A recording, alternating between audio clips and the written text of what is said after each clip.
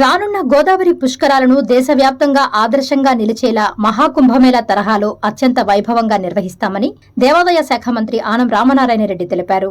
రాష్ట్ర సచివాలయంలో నిర్వహించిన సమీక్షా సమావేశంలో ఆయన అధికారులకు కీలక ఆదేశాలు జారీ చేశారు. పుష్కరాల ఏర్పాట్లకు సంబంధించి తక్షణమే సమగ్ర బ్లూ ప్రింట్లు సిద్ధం చేసి ముఖ్యమంత్రికి సమర్పించాలని సూచించారు. గోదావరి పరివాహక ప్రాంతాల్లోని 6 జిల్లాల్లో పుష్కర ఘాట్ల అభివృద్ధి, ఆలయాల నిర్మాణం, త్రాగునీరు, విద్యుత్ పారిశుధ్యం, రవాణా, భక్తుల వసతి వంటి మౌలిక సదుపాయాల పనులను వేగవంతం చేయాలని ఆదేశించారు.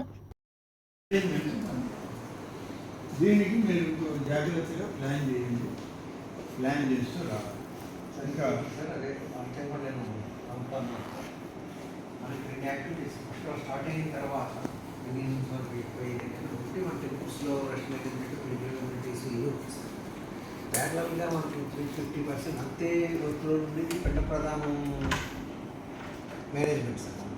ఘాట్లోనే ఉంటుంది సార్. ప్లేస్ కాదు, ఇరిగేషన్ ప్లేస్ పెద్ద ప్రధానాల ఆర్గనైజేషన్, పురోహితి ఇదంతా మనమే చూస్తున్నాం sir.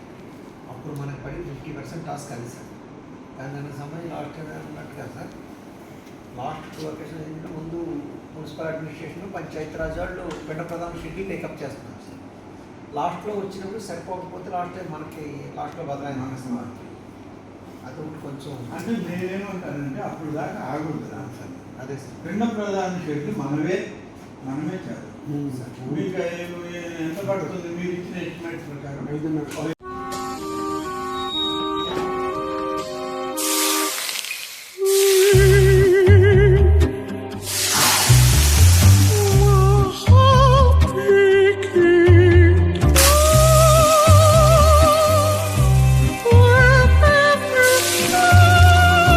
No matter the heat outside, stay cool inside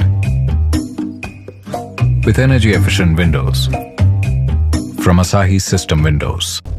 Please subscribe SS News AP.